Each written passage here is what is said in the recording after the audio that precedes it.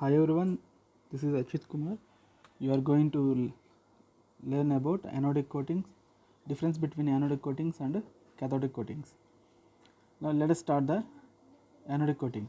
So what is anodic coating? The coating of anodic metal on the surface of a base metal is called anodic coating. And what is cathodic coating? Coating of a noble or cathodic metal on the surface of base metal is called cathodic coating. And the second one, in the anodic coating, the anode protects the underlying base metal. The anode protects the underlying base metal sacrificially. That means the anodic metal undergo corrosion, so it sacrifices itself, and it prevents the base metal, iron or whatever it may be, other metal. And in this case of cathodic coating, it protects the base metal by their noble character and higher corrosion resistance. Okay, that means in the base metal is act as anode, and the coating metal act as cathodic metal. So we know already cathode doesn't undergo corrosion. That's why it protects itself, and also the cathodic coating protects itself and also protects the base metal. Okay, due to the noble or resistance or corrosion resistance character. And coming to third point in the anodic coating, the reduction potential of anodic metal coating metal is lower or less than the base metal.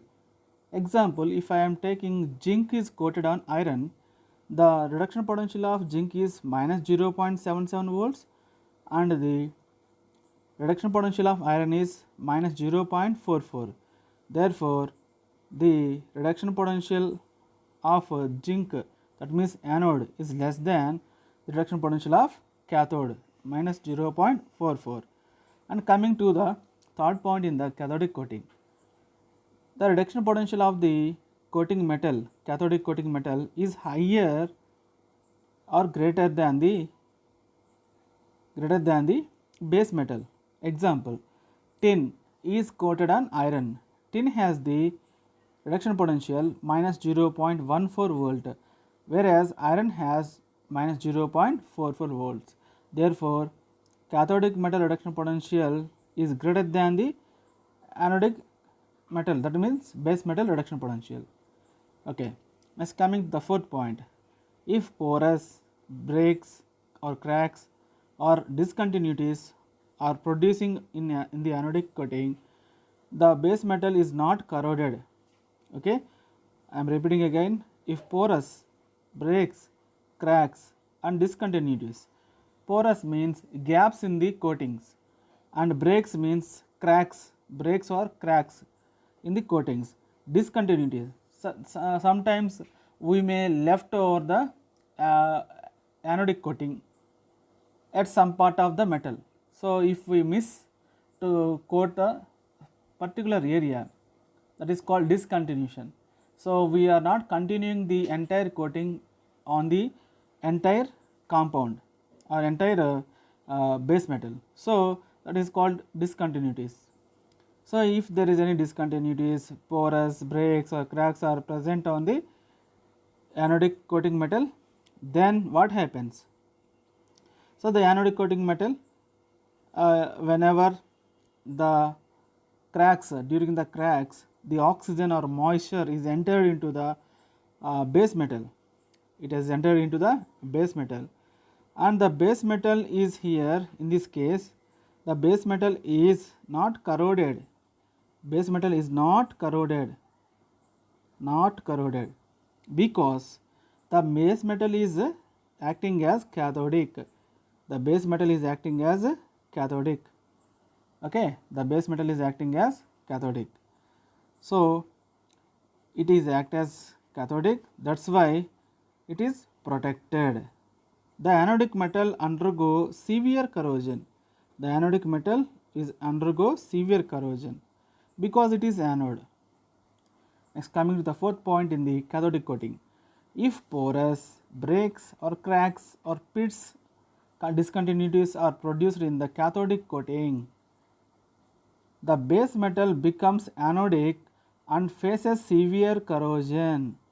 So here the base metal undergo corrosion because the cathodic coating has any cracks or discontinuities or any gaps between the paint metallic coating, cathodic coating paint. So then the oxygen or the moisture are entered into the base metal. Here base metal is act as anode. So the base metal is undergo severe corrosion. That's why we have to take care when we are coating a cathodic metal on a base metal. We have to take care on coating cathodic metal on the base metal. Okay, so base metal should not be discontinued. That means on the base metal we have to coat the entire part of the base metal. There is no cracks, there is no porous, there is no discontinuities. So we have to take care before coating the base metal. So it must be uniform, there is no gaps, there is no discontinuities. That's why it is very important.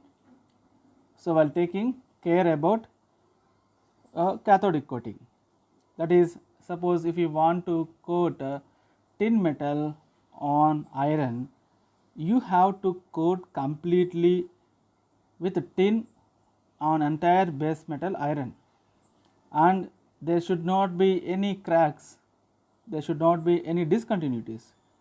So then only it protects the base metal, and itself also it protects. Okay.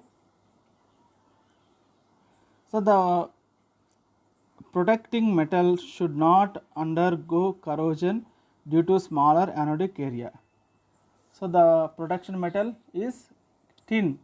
The tin example, if you take example tin, so tin doesn't undergo corrosion, but the base metal undergo corrosion when it has the tin has any cracks. Next, coming to fifth point, in the anodic coating, it is also known as galvanization.